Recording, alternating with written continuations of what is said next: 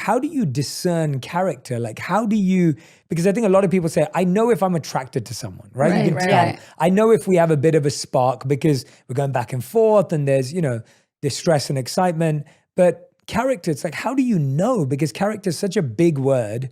We always hear these scary stories about, I was dating this guy and then he had a whole nother family, like in another state, right? Like, I don't know. I hear stuff like this all the time. It's so real. Every true crime podcast starts out with like, this shady boyfriend. I'm like, no. Yeah, or like you find out that, this person isn't everything they said they were. Yeah. They didn't have that much money or whatever it was, or they didn't look like whatever. Like, there's just so many. And of course, Tinder swindler. Yeah, exactly. Yeah, it's wild. And those are all extreme scenarios, right? So I don't want to put that out there and make everyone feel like, oh my God, everyone you meet, but you have to be skeptical and you have to get a private investigator or something like that. But I guess my point is, how have you learned to discern character when you are meeting people and when you were dating? And I would love to hear it from someone who's like gone through that process like more recently than me. I think the way that they handle, obviously the first meeting, offering to pick you up or, like offering to pick you up, but also saying if you're more comfortable to meet there, but like that gesture, seeing if they want to come to you. How do they treat the people at the restaurant? How do they treat the waiter? How do they treat the hostess? Are they... when they're speaking about their life and their passions and other people, are they talking badly about other people? Do they have a sense of spirit, or, you know what I mean? Like, I think it's just being super like lasered in on how they're, like on a first date, there's only so much you can tell, but I feel like you can also still tell a lot. Well, and I think I'm really big on looking at the fruit of people's life. And I think what I mean by that is, who are their friends? Who do they surround themselves with? Are they generous? It doesn't have to be with money. Are they generous with their relationships? Are they generous with their time? But I think who people have around them says a lot about a person. So if you meet someone and you meet the friends they're not really cutting it, you know what I mean? Or there's certain things that feel a little bit off, then that's a sign. Yeah, those are great. I love all of those. So everyone who's listening and watching, write those down because they're so awesome. Take a screenshot of where we are on the episode right now, because all of those are such great ways to know character. Some of mine that I love is I want to see someone when they're tired, stressed, and irritated. I feel like when I see someone, and that doesn't make me decide whether they're a good person or bad person, because by the way, I'm really not nice when I'm irritated. But it's like, I want to see someone with those emotions, because that's like really seeing their character. When you see people in a date, in an interview format, they're rarely tired, stressed, or fatigued.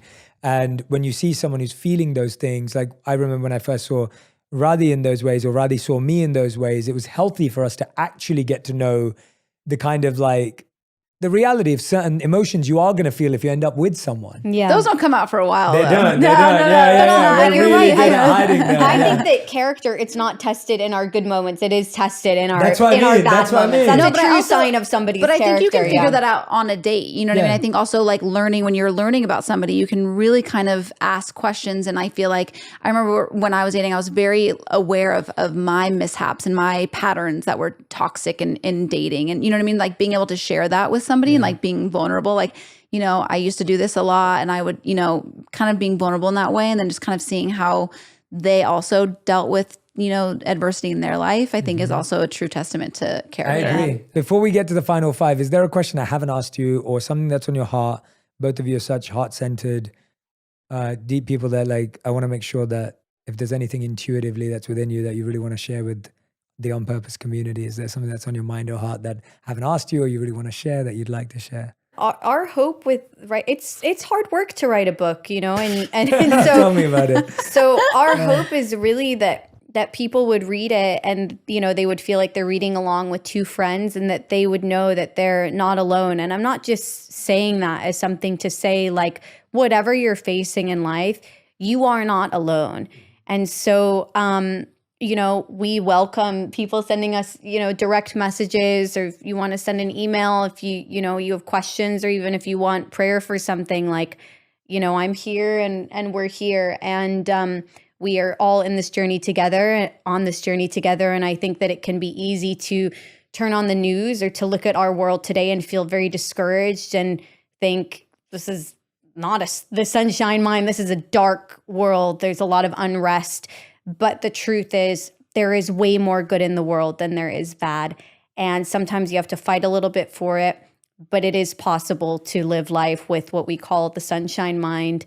And I hope that people through reading this can feel that from our writing. Absolutely. Yeah, I do. I hope that there are tangible things that people can take away, you know, and we wrote in there like live life through hope colored glasses, because I think oftentimes it's easier to look at the negative and go down a dark path. And I think that we choose hope, we choose joy, and it's not to belittle people that have, you know, strong feelings and things that are going on in their lives. But I think like on the daily, you can kind of train your brain to look at life in a different way. And so I hope people find that.